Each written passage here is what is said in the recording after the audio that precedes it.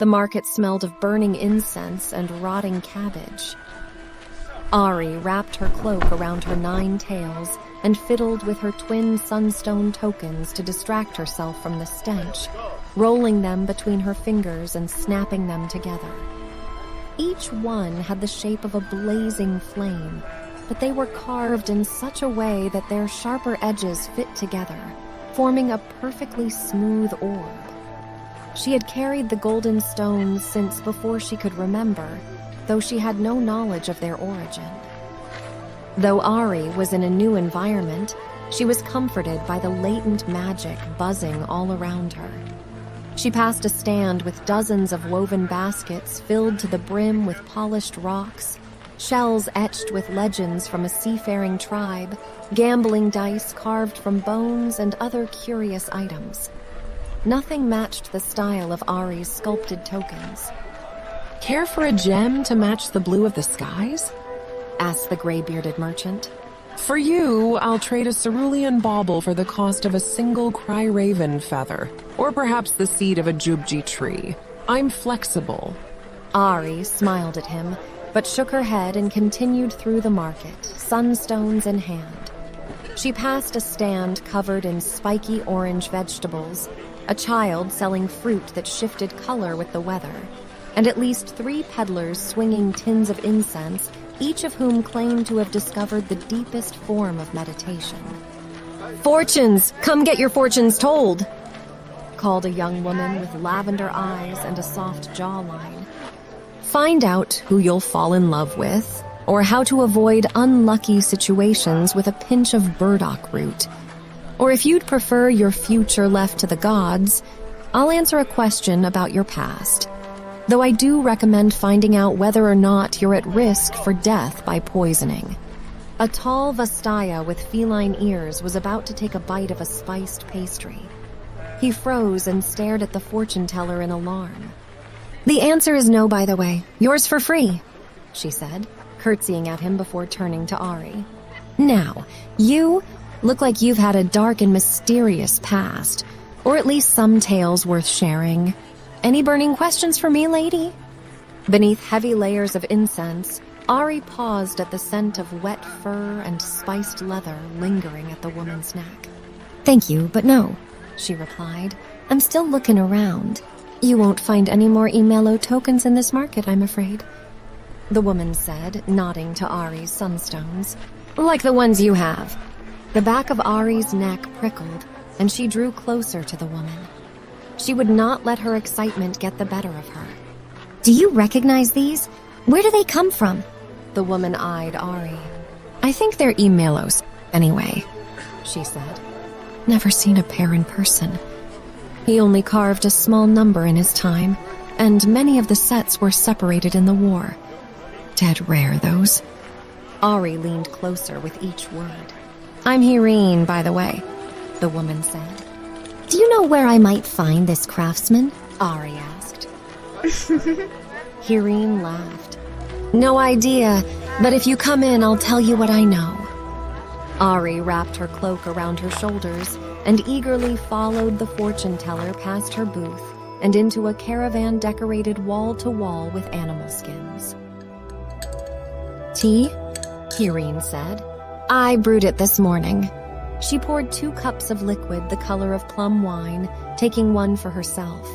The tea tasted of bitter oak bark, masked by a cloying dollop of honey. Hireen held out a hand for the stones, but Ahri kept them close. "I'm getting the sense that these are special to you," she said with a wry smile. "Don't worry, I have no interest in peddling stolen sunstones. Bad for a girl's reputation." "Can you tell me where they come from?"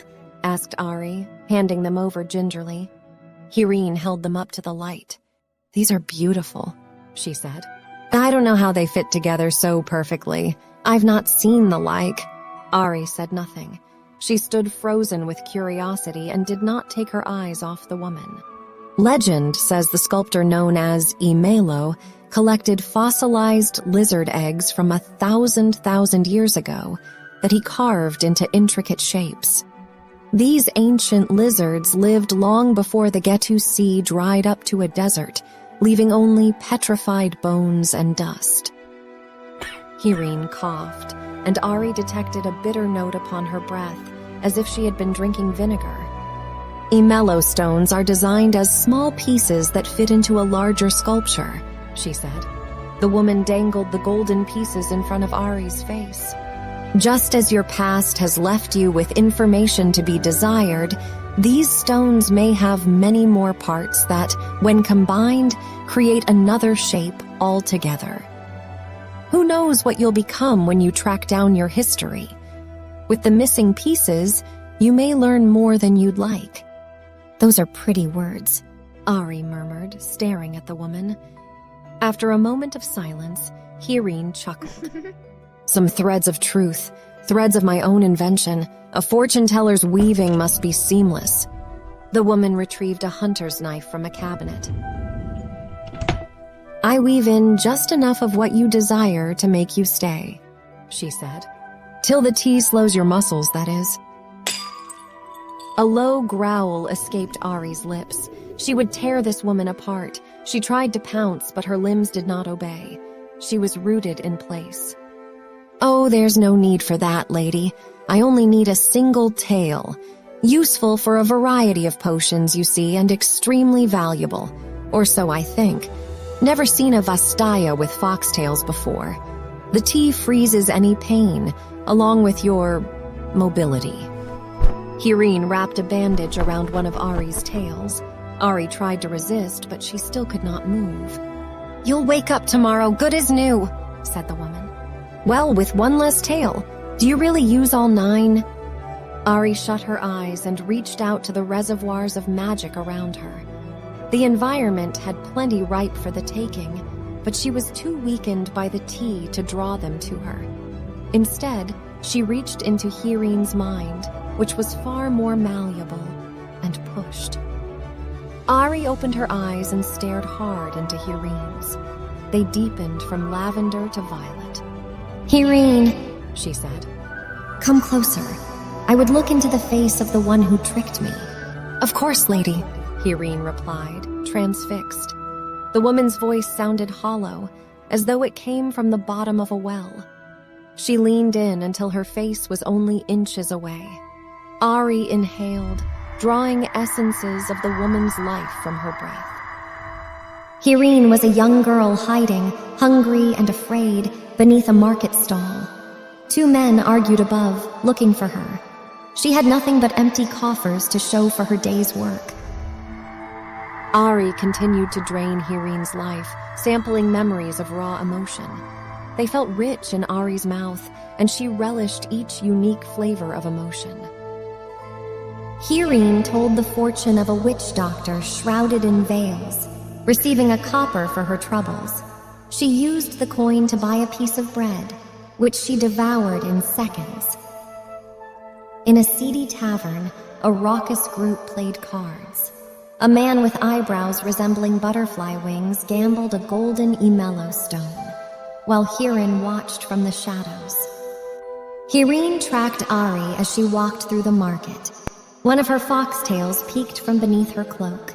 She drew the vastaya into her caravan. Enough! Ahri stopped, her head spinning with renewed vigor. With each memory she stole from Hirine, she felt energy rush back into her weakened muscles, cleansing them of the poison. Strengthened once more, she slowly shook her limbs awake and flexed her tails with a shiver.